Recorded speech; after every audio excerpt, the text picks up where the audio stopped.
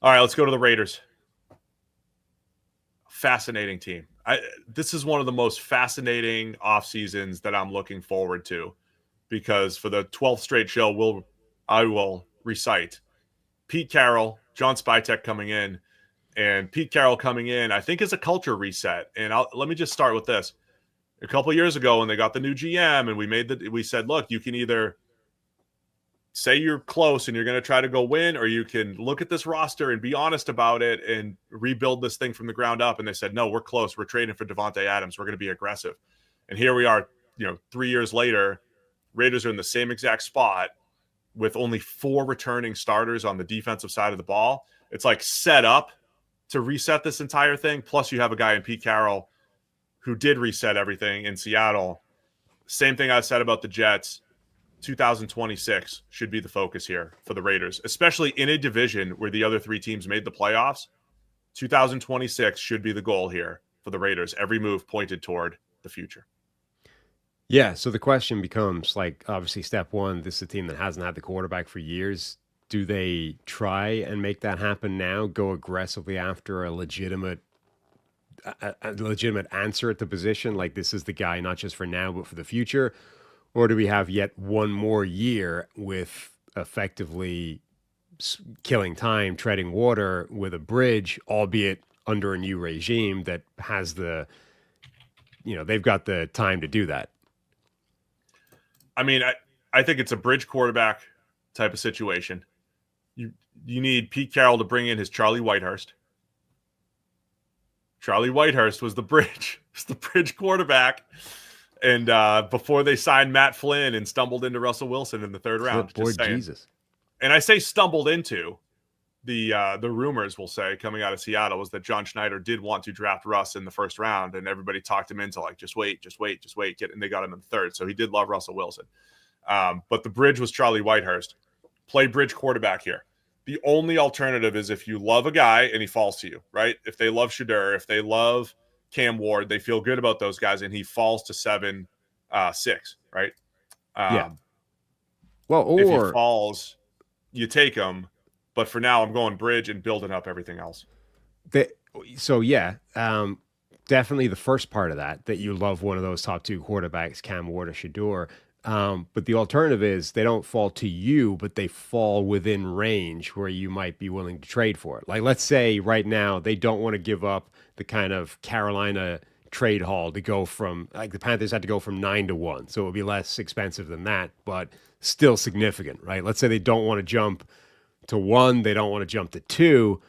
But if the Giants pass on their guy, right, the guy that the Raiders love, and suddenly their guy is at 4, I mean, maybe. I mean, look, I know some people are going to say, well, just wait for Arch Manning. Like, we have no idea how good Arch Manning is actually going to be, both at Texas and as an NFL prospect. Right. There's no guarantee in the future. Other years there might be, right? We know Trevor Lawrence is coming out, or we know Caleb Williams is coming out. And again, they might not be guarantees once they get here anyway.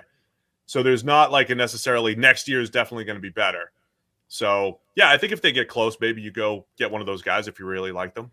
And for anyone, like, you might make the argument, well, if he falls to 4, then he'll fall to 6 because New England is 4. They're not drafting a quarterback. Jacksonville is 5. They're not drafting a quarterback. So just at that point, just be patient and wait. But the reason you trade to 4 is to stop other teams jumping you and jumping into those spaces. Like the Jets pick behind you. If the Jets love one of those guys, they could jump you to 4 and they get the quarterback and you get nothing because you were trying to wait it out.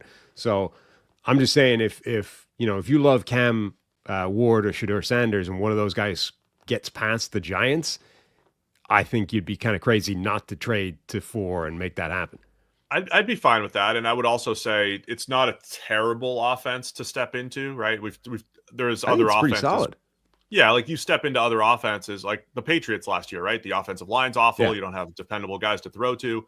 Raiders have a pretty good offensive line, should be okay. You have a Jacoby Myers, you have Brock Bowers, like you have some dependable players there. I'd like to see more. I'd like to see more explosive players on the outside, whatever. But it's not. The team isn't in great spot, but I think the offense is in a good enough spot that I think a Shadeur Sanders can come in and have some success. And you have draft picks to make that move happen without sacrificing your ability to get, another wide receiver or another whatever position down the line. Like the Raiders have got a ton of draft picks. Okay, a lot of them are low down, but you could make that move, that jump from 6 to 4 without without doing what the Panthers did, which is like, this costs us the ability to put a receiver next to this quarterback that we're drafting. Yeah, it's the defense that needs an entire overhaul. So let's play this game. Like, let's roll with Gardner Minshew, Aiden O'Connell. I don't even know if I want to sign anyone else. I don't even think I need to. Like, just play that game. If someone falls or whatever, I'll get them. But I'm not trying to like grab a Sam Darnold. Definitely not. There's no Aaron Rodgers, right? Like, Aaron Rodgers is not coming in. It's a culture reset move. We're looking to 2026. We're not playing. Let's try to win 1 year with Rodgers. Like, that's off the table for me if I'm the Raiders in particular. Don't you kind of want to see that? Rodgers in Vegas with Tom Brady over his shoulder. Pete Carroll trying to get the best out of him. But I'm GM right now. I'm not you. Like, we should do one game. Let's do one show where we just root for the storylines. Let's just do a storyline show. Like, what's all the stuff that should happen just for the story, right?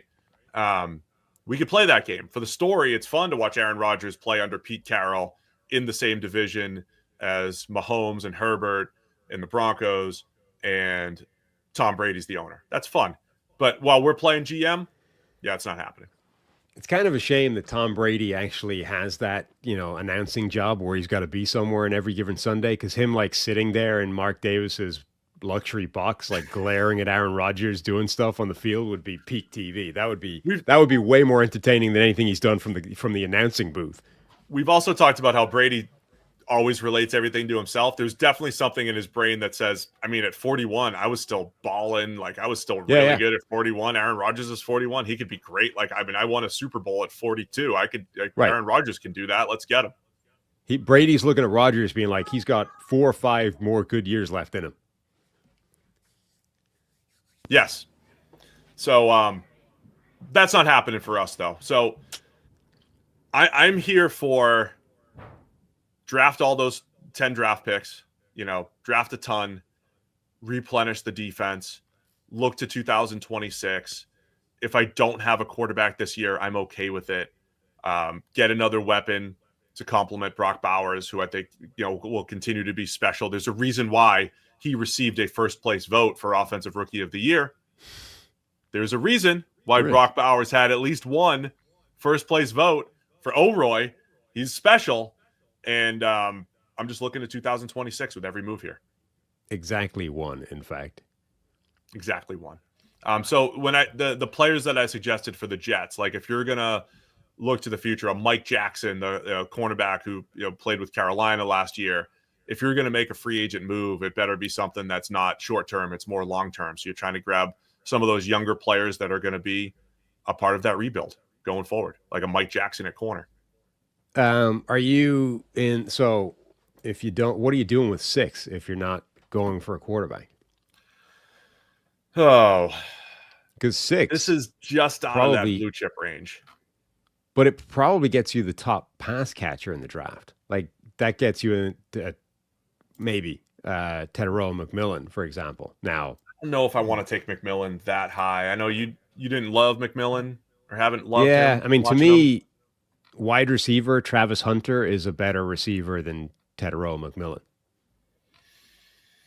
Yeah, I don't love that spot in the draft at all.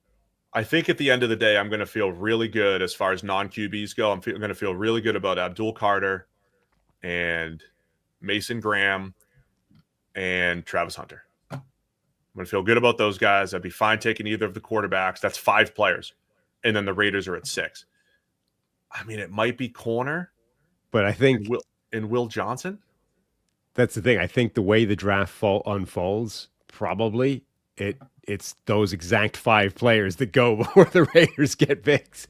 So then I'm back like, okay, maybe you should go get the quarterback the way this draft is. Because if I'm at 6, I want to trade down, but we always play this game like who's going to trade up and what are they trading up for? If I could get from 6 to 15 or 12 or something like that, I'd feel much better picking in that spot and have more picks.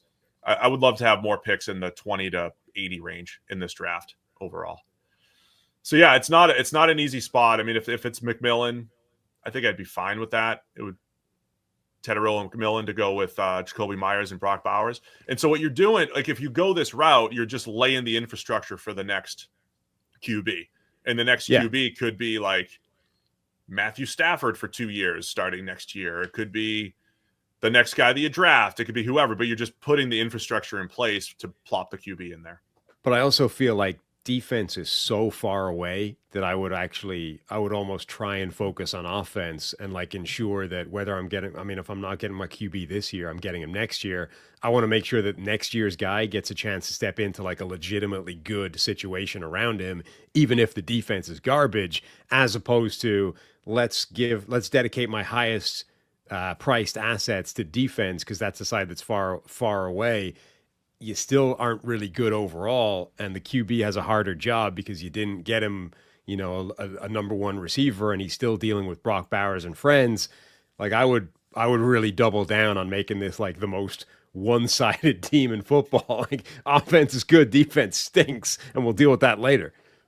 Yeah, I mean, part of having the offense good is to make sure that a rookie steps into a good situation, and if there is a veteran that becomes available, that it's an attractive landing spot, right? If for some reason, I mean, that strategy looked better a couple of years ago when we thought Deshaun Watson was good and Aaron Rodgers was potentially available and Russell Wilson was available and we thought he was good, right? 3-4 years ago.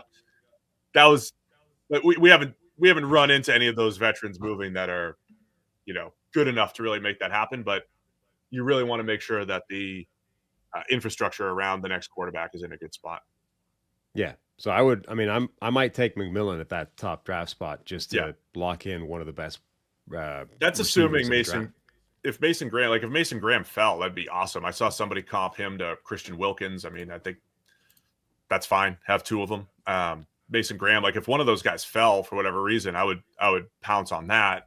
It just feels like they might all be going top 5, right? Mason Graham, Travis Hunter, and Abdul Carter. Right. I would go back to the defensive line again. Another draft though. Like with all those picks, I think they can draft 2 or 3 defensive linemen in this draft. Have to replenish there. I mean, you still need to. I still think you need to bring in a lot of pieces on the defensive side. Even though what you're saying about make sure the offense is in order for a year from now. Yeah, I get it. The general debate though about like draft the QB now or put the pieces around him. The more we talk through it, maybe I would go get one of those 2 guys and just see if I can get a Shadeur Sanders or Cam Ward and not feel like I'm on the outside looking in now for the 3rd straight year if you're the Raiders in the QB market. Yeah, it's funny because it is the 3rd straight year. On the other hand, it's the first year with this new regime, so they're not burdened by that kind of weight of this is the 3rd year we've done this. Like I think this regime can afford to say we're probably not getting the guy this year, or we don't love any of the guys this year. Let's do it next year and let's build around. But like Raiders fans will be looking at this going, this is 3 years now where we've got nothing at quarterback. Like, what are we doing? That's why I say you got to reset expectations and say we're competing in 26. The running game was obviously an issue for the Raiders. Pete's going to want to run the ball. They need to grab a running back somewhere here. They would be a great fit for Scadaboo. Oh, Pete Carroll would love Scadaboo. Pete would love Scadaboo. Everybody would love Scadaboo. Right? Yeah. Got a text from a GM who said he's a dog. Dog. That's it. I'm just gonna run with that from the entire offseason. Text from a GM, nice. Scadaboo. Dog. So we haven't. My fix for the Raiders is draft a lot. Already got draft a lot of good players. Draft a lot of good. Lot of defensive linemen. Best player available at 6. Get the QB if you need to, but just think 26 with every move. You can't be doing any short-term moves here if you're the Raiders. Right. I mean, we've established their and pray, as Will Morris says. Yeah, they're punting on quarterback this year. We're not completely tearing it down, right? We're not trading away Max Crosby. I'm not. And then we're drafting all the good players we can, so that next year we're good. Convince Max that he's going to be a Raider for life, and he's a part of the team that's going to knock off the Chiefs in the AFC West in 26 and beyond. That's what we're doing. Perfect. Raiders. Fixed. Thanks for watching all the way to the end of our video. For more great content, click here to subscribe and here to watch another video. We'll see you again soon.